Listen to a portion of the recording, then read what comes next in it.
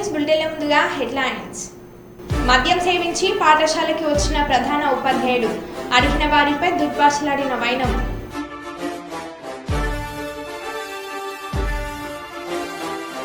కర్నూలు సర్వజన వైద్యశాల కాన్పుల వార్డులో డాక్టర్ల నిర్లక్ష్యం. నిండు గర్భిణి ఓపీని చింపి బయటకు పంపిన లేడీ డాక్టర్లు.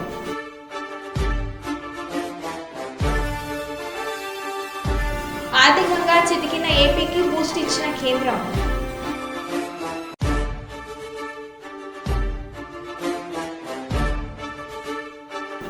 నారా భువనేశ్వరి పైపాల్యం గ్రామ దత్తత మహిళలతో ముఖాముఖి కార్యక్రమం. కాంగ్రెస్ నాయకుల ఒత్తిళ్లకు తాలూకే పరిస్థితి లేదు. సిపిఎం జిల్లా నాయకులు మంద మల్లేశం.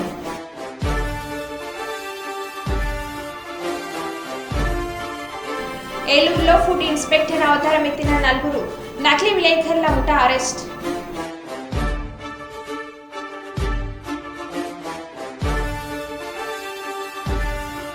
ఇక వివరాల్లోకి వెళ్తే, ఏపీలో కూటమి ప్రభుత్వం అధికారంలోకి వచ్చిన దగ్గర నుంచి వైసీపీ కార్యకర్తలపై దాడులు ఎక్కువయ్యాయని వైఎస్ జగన్ నేడు ఢిల్లీలో ధర్నా చేపట్టిన విషయం తెలిసిందే. అయితే జగన్ కు మద్దతుగా ఇండియా కూటమిలో ఉన్న సమాజ్వాదీ పార్టీ, శివసేన, తృణమూల్ కాంగ్రెస్ ఎంపీలు వైసీపీ శిబిరానికి హాజరై మద్దతు ప్రకటించారు. దీంతో జగన్ అనుకున్న వ్యూహం ఫలించిందని విశ్లేషకులు చెబుతున్నారు.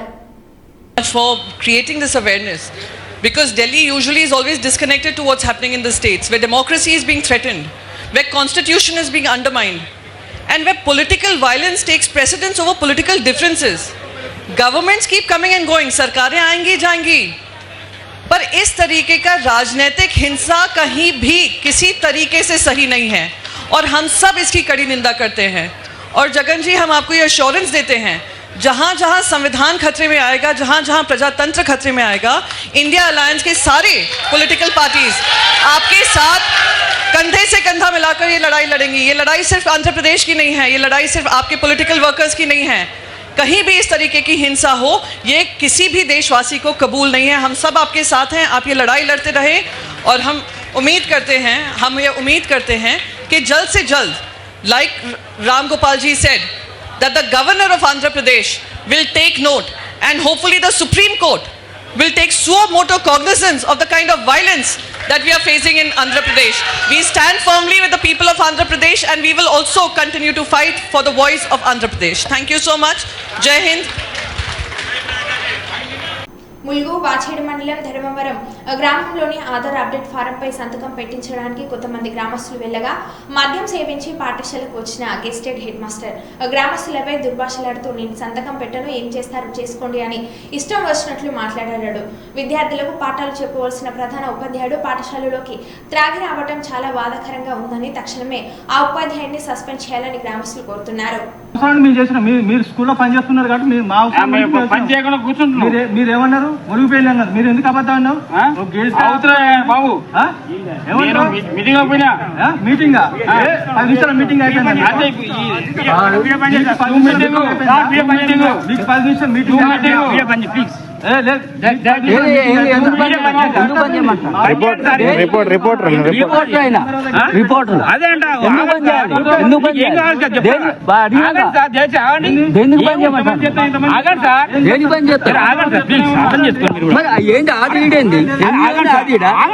అక్కడ చెప్పు.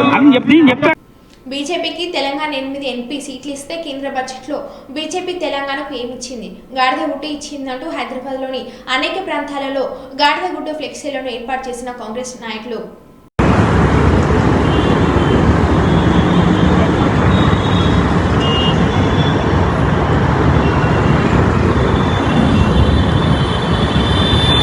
అసెంబ్లీ బడ్జెట్ సమావేశాల్లో పాల్గొనేందుకు నందినగర్ నివాసం నుండి బయలుదేరిన బీఆర్ఎస్ అధినేత కేసీఆర్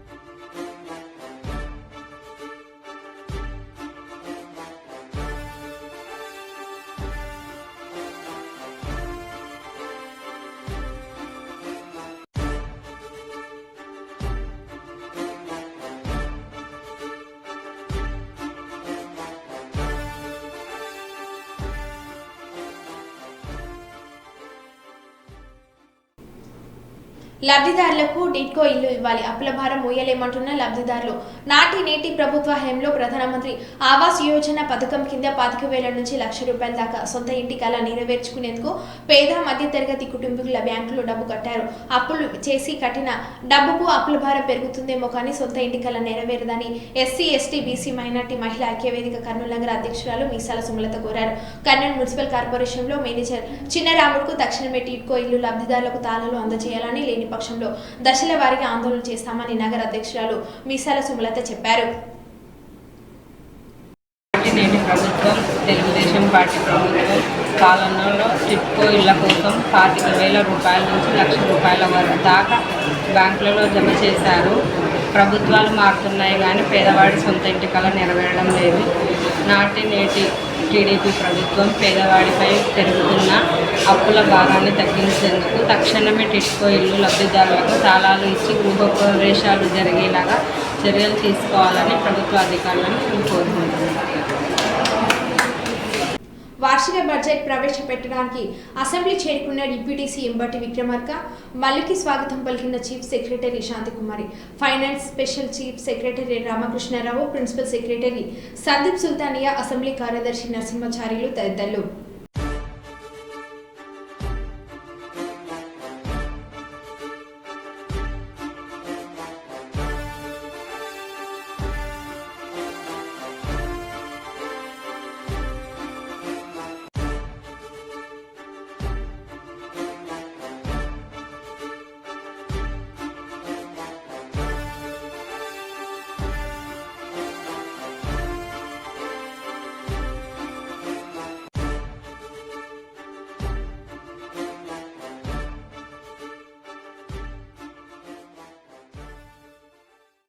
శాసనసభలో ప్రవేశపెట్టనున్న 2024-2025 వార్షిక సంవత్సరం బడ్జెట్ పత్రాలను ముఖ్యమంత్రి రేవంత్ రెడ్డికి అందజేసిన ఉప ముఖ్యమంత్రి ఆర్థిక శాఖ మంత్రి బట్టి విక్రమార్క మరి కాసేపట్లో బడ్జెట్ ప్రజెంటేషన్.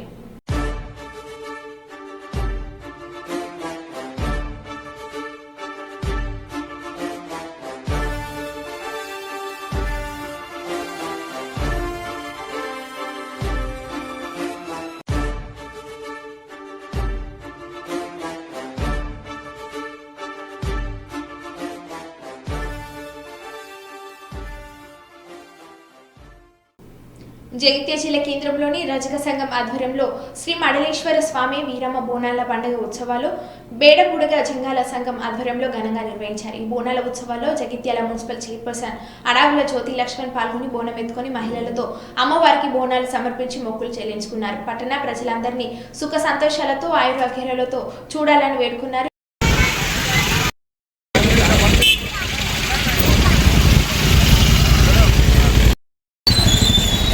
నాకు ఇటు ఉండండి.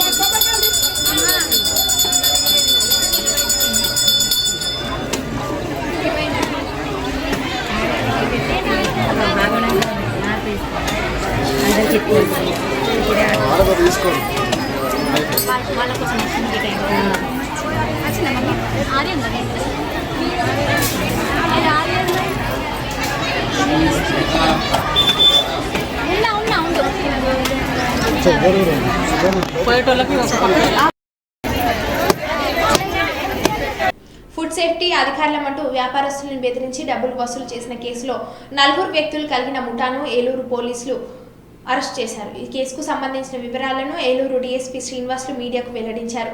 ఏలూరు నగరపాలక సంస్థ 19వ డివిజన్ కొత్తూరు ఇందిరమ్మ కాలనీకి చెందిన మండల అప్పలనాయుడు చిన్న హోటళ్లు నడుపుతున్నారు. ఇటీవల కొందరు ఈజీ మనీ సంపాదించడంలో పడి విలేకరుల వృత్తులను ఎంచుకుని దాని ముసుగులో నేరాలకు పాల్పడుతున్నారు. ఇందులో ప్రధాన సూత్రధారులైన మంగళ వెంకటమ్మ దుర్గ ఏలూరులోని లోకల్ ఛానల్లో విలేకరులుగా పనిచేస్తుంది. ఆమె ఒక పథకం ప్రకారం ఇందిరమ్మ కాలనీలో మండల అప్పలనాయుడు హోటల్కి వెళ్ళింది.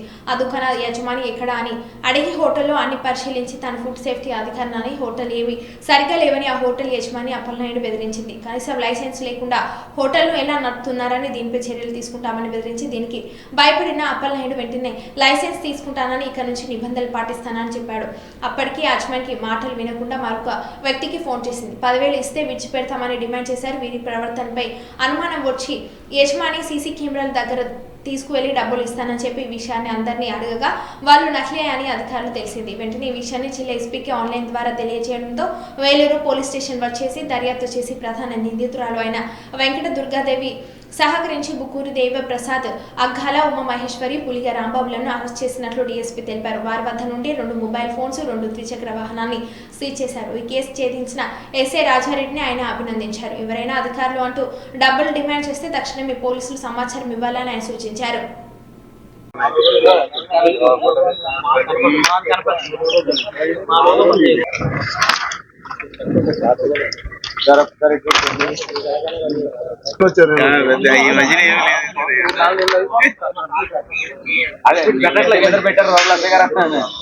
అక్కడ నుంచి నేను ఆఫీసర్ అని చెప్పి మాట్లాడడము ఈ విధంగా చేయడం జరిగింది.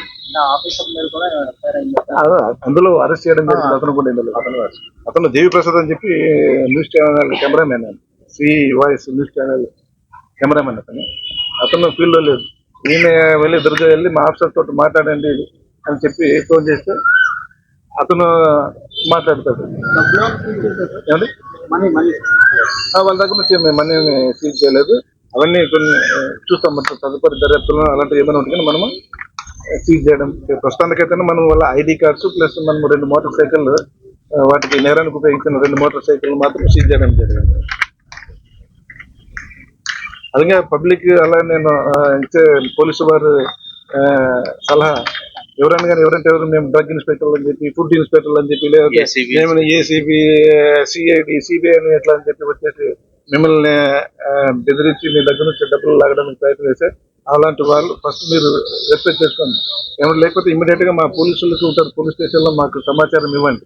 అంతేగాని మీరు ఏదో భయపడిపోయి వాళ్ళకి డబ్బులు ఇవ్వడం ఇలాంటివి చేయొద్దని చెప్పి నేను ఇక్కడ హోటల్ వాళ్ళు అయితేనే ప్రజలను విజ్ఞప్తి చేస్తున్నాను. అలాంటి మోసాలకు మీరు గురి కావద్దని చెప్పి మామని. అలాంటివి ఏమైనా అనుమానం వస్తే ఇమీడియట్గా మాకు సమాచారం ఇచ్చండి దగ్గరలో ఉన్న పోలీసులు.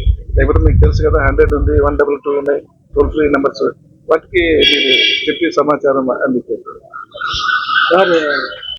డిస్ప్లే చేయరు తర్వాత మీరు చేసుకోండి. ఇప్పుడు మేము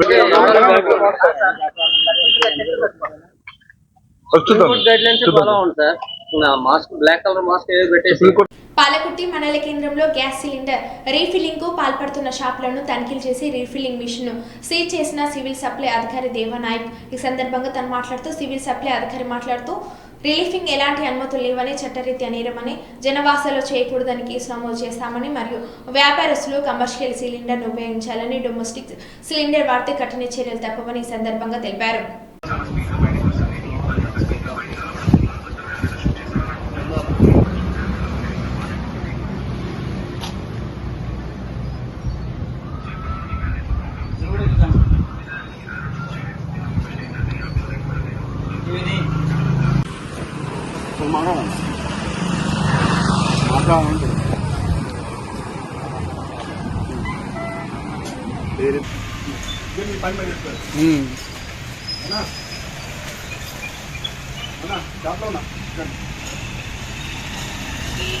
అదో మన దిలీప్ ఫోటోగ్రాఫర్ దిలీప్ ఇస్తాడు అన్న. ఓకే.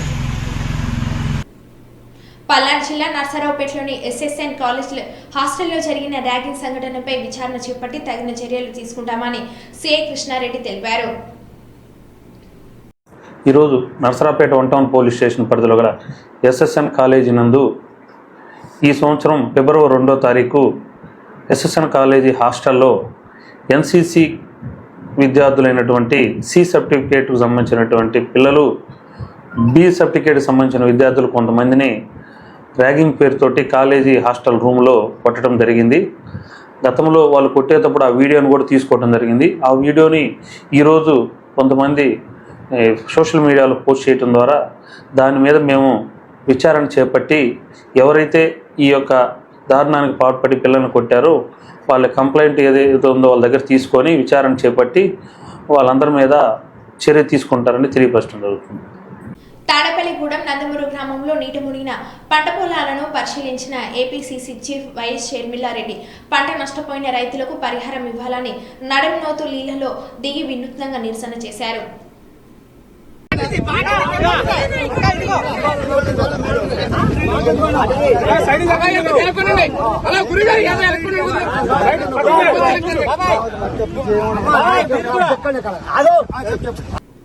కాంగ్రెస్ నాయకుల ఒత్తిళ్లకు తలొక్కే పరిస్థితి సిపిఎం గుడిసెవాసులకు లేదని సిపిఎం జిల్లా నాయకులు మందం మల్లేశం అన్నారు.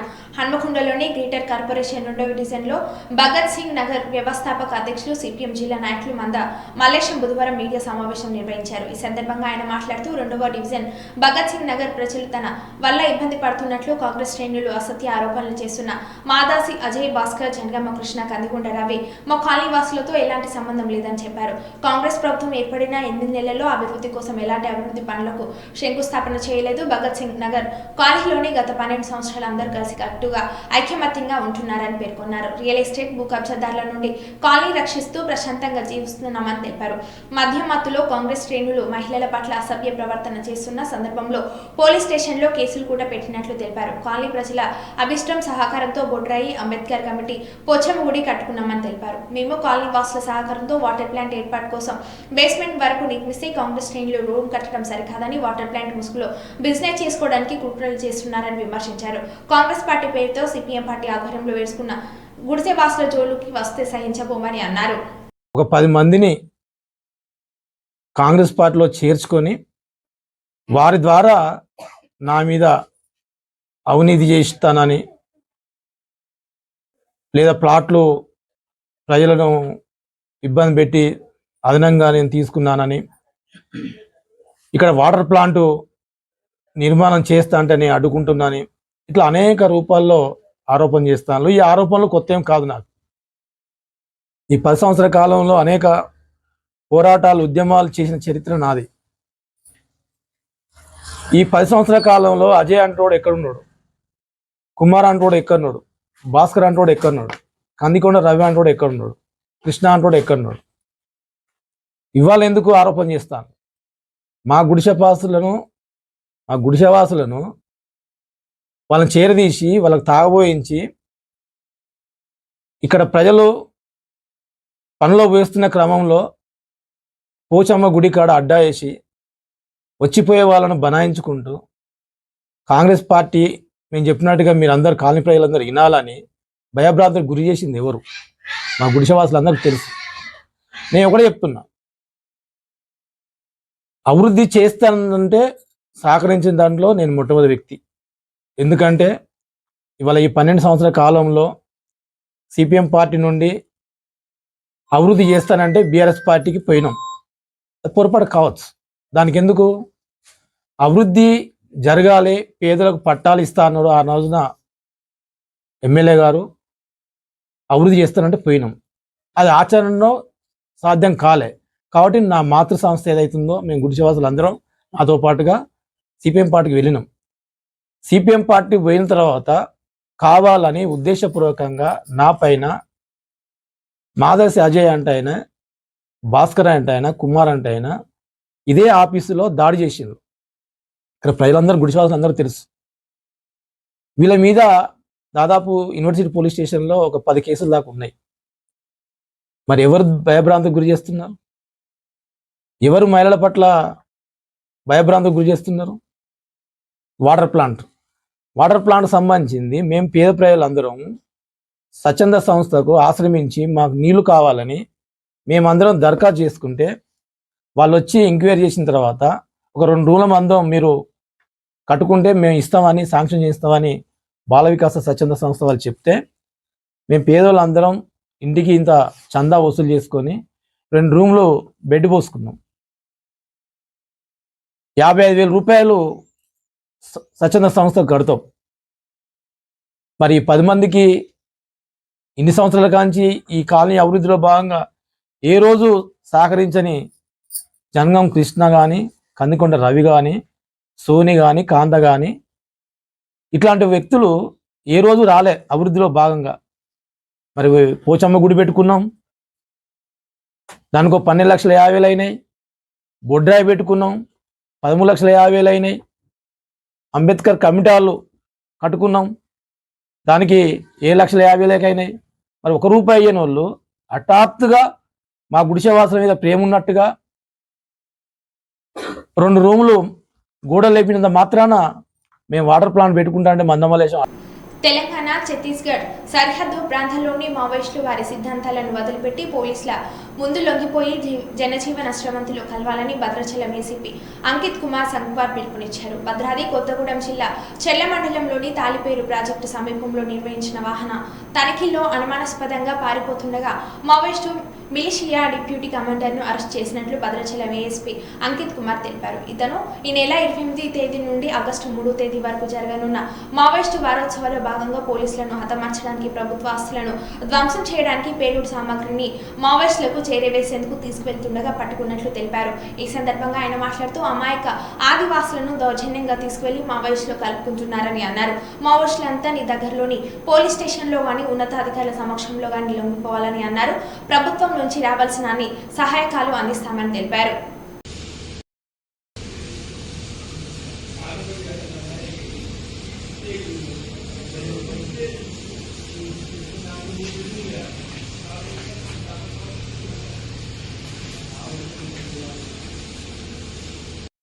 బడ్జెట్ లక్షల కోట్లు దాటుతున్న పిల్లలను భవిష్యత్ పౌరులుగా తీర్చిదిద్దే విద్యాలయ పరిస్థితి మెరుగుపడడం లేదు. మంచిర్యాల జిల్లా నందెల మండలం కృష్ణపల్లి జిల్లా పరిషత్ సెకండరీ పాఠశాలలో పిల్లలు గొడుగులతోనే చదువుకోవాల్సిన దుస్థితి నెలకొంది. వారం రోజులుగా కురుస్తున్న వర్షాలతో రూఫ్ పై నుంచి నీళ్లు కురుస్తున్నాయి. పురాతన భవనం కావడంతో పైకప్పు దెబ్బతిందని కొత్త భవనం నిర్మించాలని డిమాండ్ వస్తున్నాయి.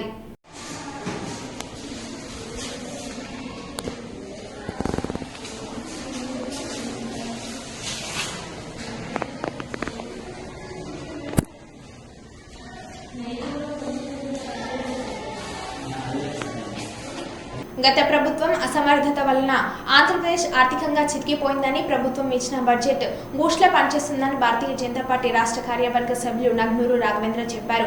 కర్నూలు నగరంలోని 40వ వార్డు నరసింహారెడ్డి నగర్లోని బీజేపీ కార్యాలయంలో నగ్నూరు రాఘవేంద్ర విలేకరులతో మాట్లాడారు. ఈ సందర్భంగా నగ్నూరు రాఘవేంద్ర మాట్లాడి ప్రత్యేకంగా సహాయం కోసం అమరావతి అభివృద్ధి కొరకు 15,000 కోట్లు కేంద్ర ప్రభుత్వం సహాయం చేసిందని, అవసరాన్ని బట్టి మరిన్ని నిధులు ఇవ్వడానికి కేంద్ర ప్రభుత్వం సిద్ధంగా ఉందని అన్నారు. ఆంధ్రప్రదేశ్ రాష్ట్ర జీవనాడి పోలవరం ప్రాజెక్టును త్వరితగతిన పూర్తి చేసేందుకు కేంద్రం సహాయ సహకారాలు ఉన్నాయని చెప్పారు. రాయలసీమ, ప్రకాశం, ఉత్తరాంధ్ర జిల్లాకు ప్రత్యేక ప్యాకేజీ కింద నిధులు మంజూరు చేసిందని, హైదరాబాద్ టు బెంగళూరు పారిశ్రామిక కార్యదర్శి అభివృద్ధి కొరకు ప్రత్యేక నిధులు కేంద్రం ఇవ్వనున్నట్లు చెప్పారు. ఈ కార్యక్రమంలో లోకేశ్వరయ్య, శివయ్య, శెట్టి శ్రీనివాసులు పాల్గొన్నారు.